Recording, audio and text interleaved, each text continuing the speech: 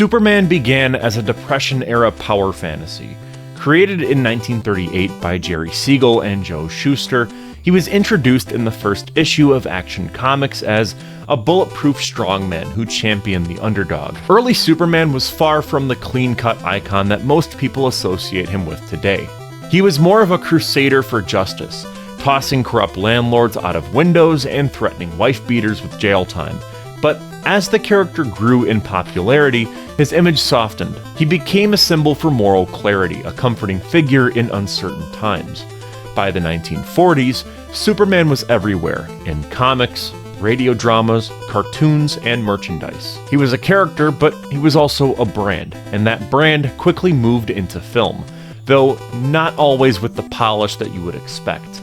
The first live-action Superman adaptation came in the form of 2 serials, starring Kirk Alyn, 1948's Superman and 1950's Atom Man vs. Superman. These were low-budget cliffhanger reels meant for Saturday matinees, full of crude animation and stiff dialogue. Alyn was even replaced by a cartoon double during the flying scenes. The following year, George Reeves took over the role in Superman and the Mole Men from 1951, which doubled as a pilot for the Adventures of Superman television series. While Reeves brought warmth to the character, the tone leaned more towards episodic morality tales than anything with real dramatic weight. These early projects were sincere but limited. They laid the groundwork, but they didn't really elevate the genre in any meaningful way. By the 1960s, superhero media had become something of a punchline. The Adam West Batman series premiered in 1966 and leaned fully into camp. Its visual flair, colorful villains, and onomatopoeia fight scenes gave it staying power, but they also defined superhero fiction as being something that is unserious. Don't get me wrong, I love Adam West Batman, but even at its best, Batman was treated more like pop art than a genuine form of drama. Hollywood kept the genre at arm's length, assuming audiences wouldn't show up unless it was ironic. For over a decade, the idea of a straight-faced superhero movie with high production value seemed impossible. In 1974, though, producers Alexander and Ila Salkind acquired the rights to Superman and began developing a film that they hoped would stand alongside prestige epics. They hired The Godfather's Mario Puzo to write the script, banking on his name to attract attention. His draft was deemed overly long and unfocused, so Tom Mankiewicz was brought in to restructure it into something leaner and more coherent. Around the same time, Richard Donner was hired to direct. Coming from a background in television and horror, he wanted to treat Superman with sincerity. Production was ambitious and often turbulent. The Salkinds chose to shoot Superman and Superman 2 simultaneously to save costs, but that decision led to scheduling problems and mounting tension behind the scenes. Donner regularly clashed with the producers over tone, pacing, and budget. He was eventually removed during post-production on the sequel, but his work on the first film held everything together. I won't necessarily get too far into that right now with the whole Donner leaving and then, the eventual Donner cut from 2006. Right now, this is just Superman 1. While major stars were considered, the role of Superman ultimately went to newcomer Christopher Reeve. He gained over 30 pounds of muscle for the role and delivered a performance that clearly separated Clark Kent from Superman through physicality and voice alone. Gene Hackman brought charisma to Lex Luthor, while Marlon Brando's brief but very expensive appearance as Jor-El gave the film an added layer of prestige. But John Williams' score cemented everything together. Rather than leaning into camp or borrowing from the jazzy energy of past comic adaptations, Williams composed something sweeping and operatic. The main theme functions like a musical mission statement, giving the film an emotional through line that elevated even its corniest moments. I mean, when you think of Superman, you think of that John Williams score. Combined with Jeffrey Unsworth's cinematography and Stuart Baird's editing, the finished product had the tone of a myth rather than a cartoon. And in the end, Superman wasn't treated like a superhero movie. It was treated like a blockbuster.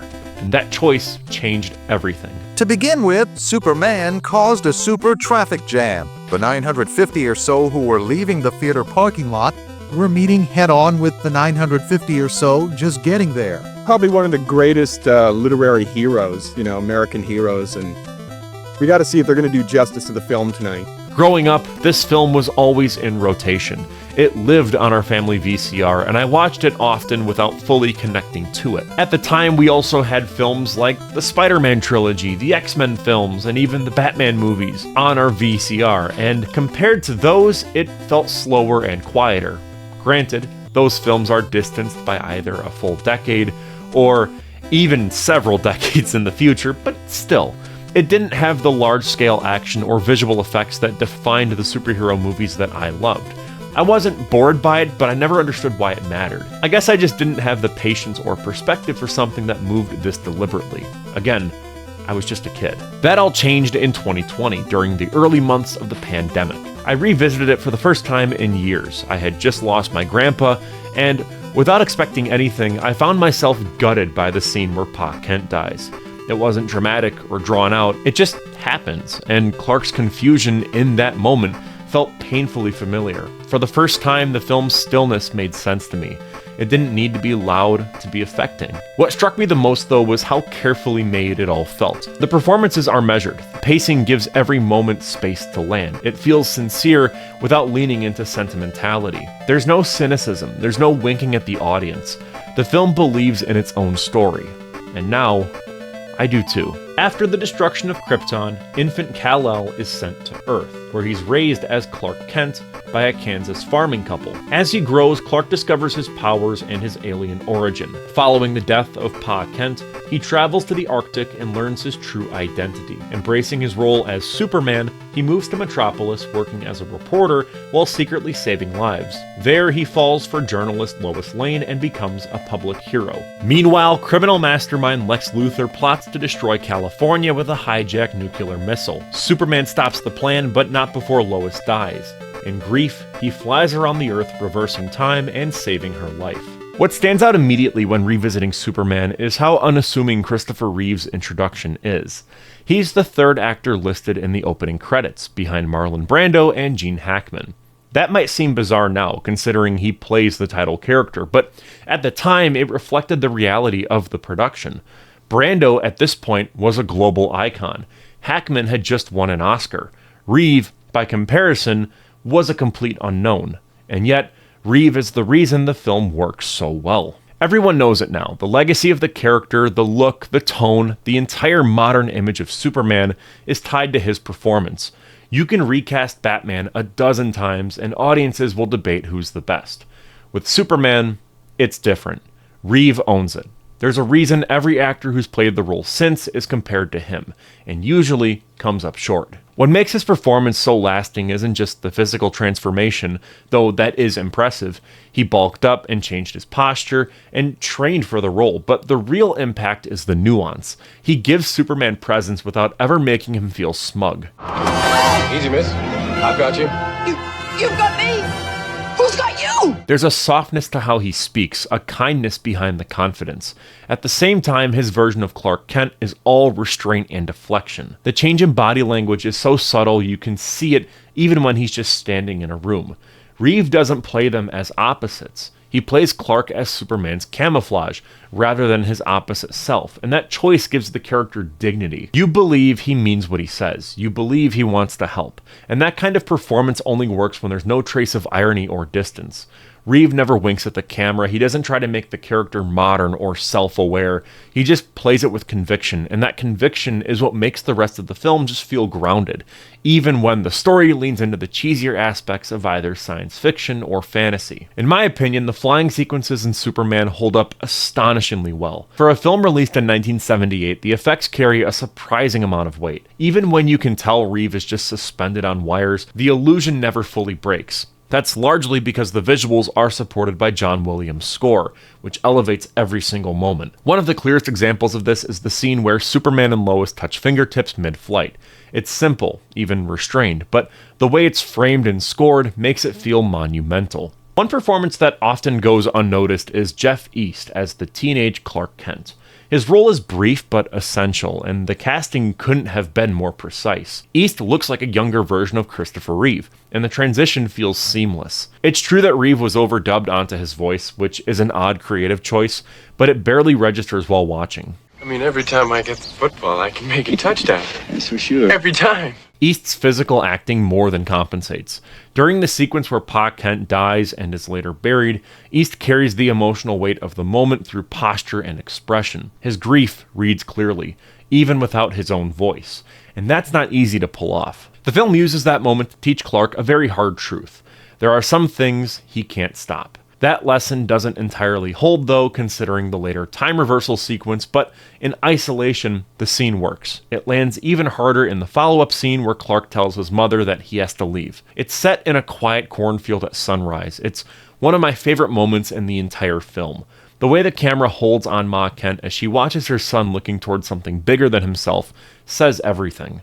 The writing focuses not on heroism, but on responsibility. You never hear Clark talk about how he's a god or how, this is his destiny and he needs to use his power. Instead, he cares more about his mom in that scene than anything. And honestly, I don't think that scene would have worked without the cinematography. Jeffrey Unsworth captures the Kent farm with a warmth that feels lived in. Every frame looks like it was pulled from a painting. The sunrise, the quiet framing, the soft focus, all of it helps communicate that this place matters. It's peaceful, grounded, and full of meaning. When the music swells and Clark hugs his mother, it doesn't feel staged. It feels like a goodbye. And the tenderness in that moment is something most modern superhero films don't even attempt without a joke. Here, it's done with clarity and care. The contrast between Smallville and Metropolis is just as striking. Where the Kent farm feels open and timeless, Metropolis is busy and kinetic. Sure, it kind of feels like a studio backlot at times, but it never feels overwhelming or hostile. The city has energy, but it's not presented as a threat, and that balance matters. Metropolis is not Gotham City. It's a place worth protecting. You feel that through the way it's shot. It's crowded, but it's never really oppressive. It's full, but never really chaotic. The film's visual language changes with the setting, but it remains consistent in quality. That level of craftsmanship is really rare, and it gives the entire film a visual identity that still holds up nearly 5 decades later. However, the film's biggest misstep comes in the third act, when Lois Lane dies, and Superman reverses time by flying around the Earth. It's a scene that's been discussed endlessly, but the issue, to me at least, isn't whether it's realistic. This is a film about an alien who flies and shoots lasers from his eyes and hides his identity with a pair of glasses. Suspension of disbelief, for me, is not the problem. What makes the moment frustrating is how it undercuts the earlier emotional core. Pa Kent's death served as a turning point. It told Clark that despite all his power, some things can't be stopped or reversed. That lesson lands hard in the moment, especially when paired with the quiet funeral scene afterwards. But by the end of the movie, the message completely changes. Superman turns back time to undo Lois's death, and in doing so, the earlier sense of limitation disappears. And it's not that I think Lois should have stayed dead. Her death would have flattened the tone entirely, but the way it's undone feels like the film stepping back from its own emotional stakes. If he remains here with us, he will die as surely as we will. The Krypton sequence looks incredible and establishes Jor-El with quiet authority, but it also includes the trial of Zod, Ursa, and Nan, which is a scene that never pays off in this film. If you know the sequel, the inclusion makes total sense. If you don't, it just feels like a strange, abrupt prologue to something that never comes back around. I'm sure at the time, in 1978, this scene was probably really confusing for general audiences. I know that this film was shot concurrently with the sequel, 1981's Superman 2, but I'm just iffy on this scene's inclusion in the film. Still, there is a lot that works. I love the decision to present Krypton without over-explaining it. The S shield is just there as a family crest on Marlon Brando's chest, while all the other Kryptonians wear different crests to represent their respective families. The Phantom Zone is shown but not explained, and the aesthetic choices from the reflective suits, the floating heads, the sterile atmosphere, they all signal immediately that this world is alien and finite. It's the kind of creative shorthand that treats the audience with respect. Nothing is ever spoon-fed and nothing drags. That same restraint carries into the film's depiction of Lex Luthor. This isn't the ruthless CEO of Birthright or the twisted genius of Superman the Animated Series. Gene Hackman's Luthor is something closer to a theatrical egotist with real intelligence hidden under showmanship. He's vain, manipulative, and oddly charming. Some might say he feels too light for the stakes of the film, but I think he fits really well. The movie has a broad tone, and Hackman plays into it without ever making Luthor into a joke. A complete joke. Hi. Somebody hurt? His plans are horrifying when you really think about them, and the calm with which he explains it makes him feel dangerous in his own way. I do wish that there had been more direct interactions between him and Superman. They only share 2 scenes, and while those scenes work, they don't build enough of a rivalry to anchor future films. A third encounter could have helped sharpen that dynamic.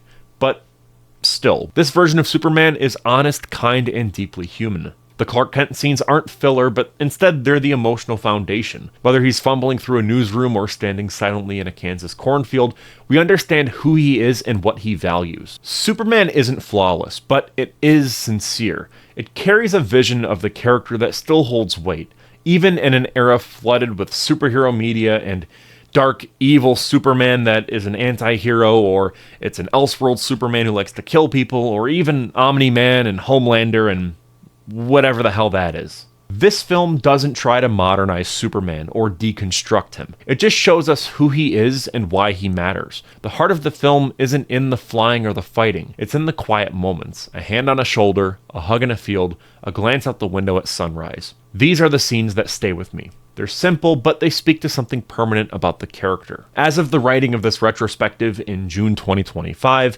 this is still the best Superman movie ever made. And maybe the reason that it holds up isn't because of how big it went, but because of how grounded it was willing to be. And with all that out of the way, I'm Cole McCormick. You're watching Firewood Media. This is part 1 of my Superman retrospective series, where I go over every major Superman theatrical film. I've been meaning to cover Superman in depth for a long time on this channel, and with the upcoming release of James Gunn's Superman film, I figured now is the perfect time to do so. Stay tuned, because up next I'll be covering Superman 2 from 1981. It'll be both the original theatrical cut and the Donner cut as well. Of course, after that I'll be covering Superman 3, The Quest for Peace, Returns, and then in one big video I'll cover the 3 kind of like main Superman Snyder films. And then after that, I should be up to where the James Gunn movie comes out, and then I'll go see that, make a review of it, put it out here on the channel, and then I'll make a giant compilation of all my Superman reviews. I am so unbelievably excited to talk about these movies, and I hope that you enjoy what I have in store. Special thanks to our channel members for making videos like these possible.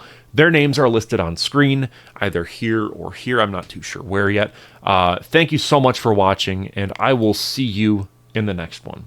Peace out.